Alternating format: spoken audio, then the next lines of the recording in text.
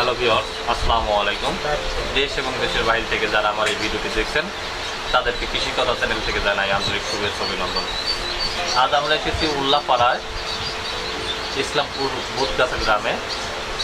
আমরা আপনাদেরকে এতদিন দেখিয়েছি যে কীভাবে হাঁসের বাচ্চা কীভাবে লালন পালন করা যায় এবং একটা খামারের গল্প হিসেবে আপনাদেরকে আমাদের প্রতিটি প্রতিবেদন উপস্থাপন করছি। আজকে আমরা আসবো যে হাঁসের বাচ্চাগুলো কীভাবে সংগ্রহ করা হয়, হাঁসের বাচ্চা কীভাবে ডিম থেকে উৎপাদন করা হয় এবং বাংলাদেশের এমনও কিছু মানুষ আছে যাদের স্ট্রং মনোবলের কারণে তাদের জীবনযাত্রার পরিবর্তন করা সম্ভব হয়েছে। যে মানুষগুলার মনের শক্তির জোরে বেঁচে আছে, যে মানুষগুলা প্রতিদিন মরে যাওয়াচ্ছে, মানসিকভাবে জীর্ণ হয়ে বাঁচার স্বপ্ন দেখে, সেরকম একটি রূপকথার গল্প হার মানায়।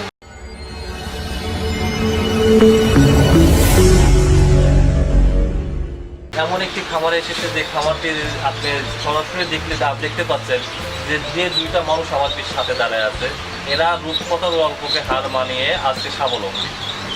চলুন তাদের ঠান্ডা মনা গল্পটি তাদের মুখ থেকে শুনে নেই। কেমন আছেন আপনারা? আচ্ছা, আপনারা এই খামারটা কিভাবে শুরু করলেন এবং এই খামারটা কতদিন আগে শুরু করছেন? মূলত আমি আমার ভাইয়ের কাছ থেকে 4 বছর ধরে আপনি 4 বছর ধরে কাজটা করতেছেন। আপনারা দুইজন মিলে কি খামারটা পরিচালনা করেন? হ্যাঁ, আমরা দুজন মিলে খামার পরিচালনা করি এবং লোক রাখা আছে। এই জ্ঞানগুলা এই যে পরিচালনা করার যে আপনার যতটুকু কারিগরি প্রশিক্ষণ কিংবা জ্ঞান দরকার, এটা কি আপনার ভাইয়ের কাছ থেকে শিখছে? হ্যাঁ, আমার ভাইয়ের কাছ থেকে শিখছি। তিনি আমাদেরকে। আচ্ছা, এই পেশা করার আগে আপনি কি করতেন? আমি লেখাপড়া করতাম, এখনও লেখাপড়া করি, তার পাশাপাশি এখনো লেখাপড়া করার পাশাপাশি। আচ্ছা, আমরা একটু আপনার সাথে কথা বলবো যে আপনি এই পেশাতে আছেন, এই পেশাটা আপনার কাছে কেমন লাগে? খুব ভালো লাগে। আর দিনে কি পরিমাণ সময় এই হ্যাচারিতে শ্রম দেন আপনি? কত ঘন্টা আর কি? 1-1.5 ঘন্টা লাগে। 1-1.5 ঘন্টা লাগে। তো আপনারা বর্তমানে কি পরিমাণ ডিম থেকে বাচ্চা উৎপাদন করতেছেন এখান থেকে? আপনাদের হ্যাচারিতে কি পরিমাণ প্রতি 4 দিন পর দিন থেকে বাচ্চা উৎপাদন করেন আপনি? 4 দিন পর বের হয় 5-6 হাজার। 5-6 হাজার বাচ্চা বের হয় এবং দেখা যাচ্ছে এক নাগারে আপনার প্রতি মাসে যদি 4 দিন পর বের হয় তাহলে দেখা যাচ্ছে যে প্রতি মাসে প্রায় আপনার হচ্ছে 8 বারের মতন বের হয় আর কি। তো এই 8 বারের মতন বের হয়। আপনারা তো দুইজন মিলে এই কাজটা করেন, তো আপনাদের বাচ্চা বিক্রির জন্য কারা কাজ করে? বাচ্চা বিক্রি করার জন্য মনে করেন যে লোক রাখা আছে, ওরা বাচ্চা নিয়ে যায়, তারপর আপনার খামারিতে ফোন দেয়, ওটা তাকে বাচ্চা আসছে। আর বাচ্চাগুলো আচ্ছা, ডিমগুলো সংগ্রহ করেন কিভাবে? ডিমগুলো সংগ্রহ করেন মূলত ডিমগুলো আমরা খামার থেকে সংগ্রহ করি। ডিমগুলো খামার থেকে সংগ্রহ করতে হবে এবং ডিমগুলো আর কি বাজার দর ওঠানামা করে না? সবসময় একই রকম বাজার থাকে? হ্যাঁ, বাজার দর তো অবশ্যই। এই লোকাল যে ডিমগুলো, আপনাদের ডিমগুলো আর কি এমনি ওই ডিমগুলোর থেকে এই বাচ্চা উৎপাদন করা ডিমগুলোর কি দাম একটু বেশি? হ্যাঁ, অবশ্যই বেশি। এবং লোকাল বাজারের চেয়ে আমরা সবসময় 2 টাকা 2.5 টাকা করে বেশি দিচ্ছি। এই ক্ষেত্রে বিশ্বস্ত কোনো খামার না হলে তো আপনারা ডিম উৎপাদন করে দেখা যাবে বাচ্চা উৎপাদন মার খাবেন, কারণ আপনার শতকরা 80% বাচ্চা আসবে না।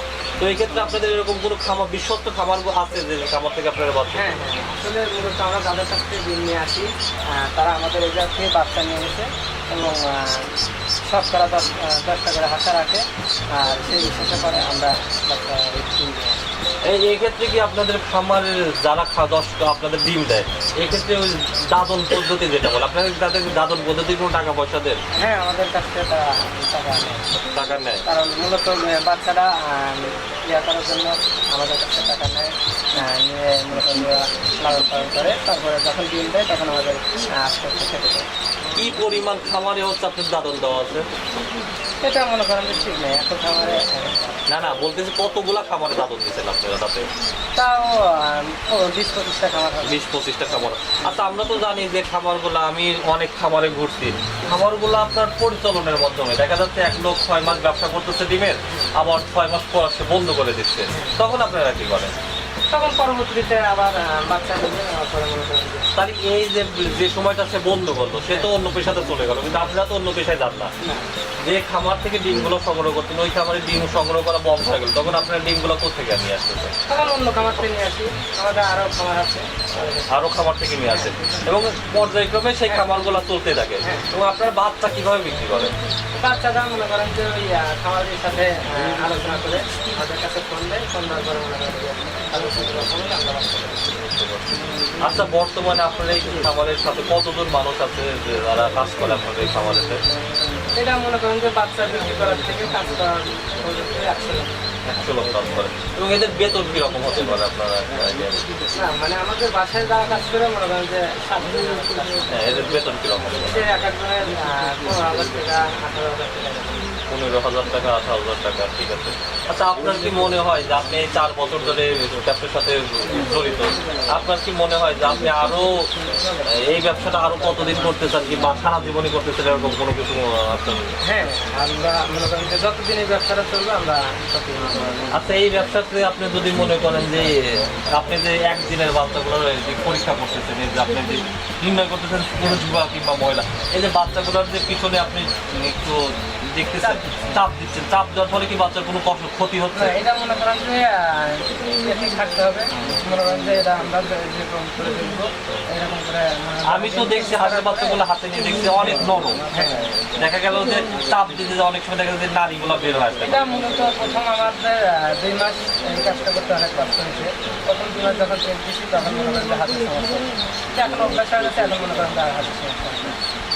এখন তার মানে আপনাদের মোটামুটি আচ্ছা, এই বাচ্চাগুলো যে লালন আপনারা দেখতেছি যে ঘরে থাকেন পাশাপাশিতে এই করেন, কিন্তু আমরা যে ওই যে গ্রাম বাংলা একটা জিনিস প্রচলিত আছে, সুত বলে, যেটাকে যে হয়তো বা দেখা যায় সুত লাগতেছে কিংবা ডিম ওদের বাচ্চা মরে যাচ্ছে, এরকম কোনো কুসংস্কার তো নাই। হ্যাঁ, এরকম আছে। এরকম আছে। কারণ মনে করেন যে একজন মানুষ অনেক দূর থেকে আসতেছে, মানুষের খুব সময় বলা যায় না, এখান থেকে এসে আমাদের ঘরে ঢুকলে সমস্যা হয়। আচ্ছা, এই ব্যবসার সাথে আপনি যে 4 বছর ধরে জড়িত আছেন, আপনি যদি বাৎসরিক একটা হিসাব বলেন, আপনার কত সবকিছু বাদ দিয়ে 1 বছরে কত টাকা কি লাভ হয়, এরকম একটা হিসাব দিয়ে আপনাদের একটা আইডিয়া দিচ্ছেন আমাদের। এটা তো মনে করেন যে আমাদের সেরকম চেক করা হয় না। তারপরে প্রতিটা ব্যবসারই তো আপনার আপনি যেহেতু একটা সংসার চালাচ্ছেন, আপনার সংসারের আপনার ছেলে মেয়ে পড়াশোনা আর তাদের ভরণ পোষণ বাদ দিয়া বছর কি পরিমাণ টাকা আর কি বাঁচছে আর কি। বিউটির মাধ্যমে এই খান হ্যাচারি থেকে বাচ্চা সংগ্রহ করবেন। অনেক সময় দেখা যাচ্ছে আমাদের কমেন্ট বক্সে কিছু কিছু প্রতারক কিংবা কিছু কিছু ব্যক্তি কমেন্টস করে থাকে যে মায়ের দোয়া হ্যাচারি কিংবা আশীর্বাদ হ্যাচারি থেকে বাচ্চা সংগ্রহ করুন 20 টাকা প্রতি পিস, কিংবা দেখা যাচ্ছে যে বিভিন্ন রকমের আপনার একদম আপনাকে উপলব্ধ করার মতন কিছু অ্যাড দিয়ে থাকে। আপনারা সেসব প্রতারক থেকে সাবধান হন। ভিডিওটিতে ডিসক্রিপশনে এবং স্ক্রিনে যে নাম্বারটি থাকবে খান হ্যাচারি ফরওয়ার্ডের নাম্বারটি দেওয়া থাকবে, আপনারা তার থেকে সরাসরি যোগাযোগ করে হাতের বাচ্চাগুলো সংগ্রহ করতে পারেন। এবং সরোয়ার ভাই আমাদের নিশ্চয়তা দিচ্ছে যে তার কাছ থেকে যে আপনারা ডিম বাচ্চাগুলো সংগ্রহ করবেন, সেগুলো বাচ্চাগুলো অবশ্যই 100% গুণগত মানসম্পন্ন এবং 100% ডিম উৎপাদনের সাহায্য করবে আপনাদের। সকলকে শুভেচ্ছা জানিয়ে আজ এখানে শেষ করছি। ধন্যবাদ।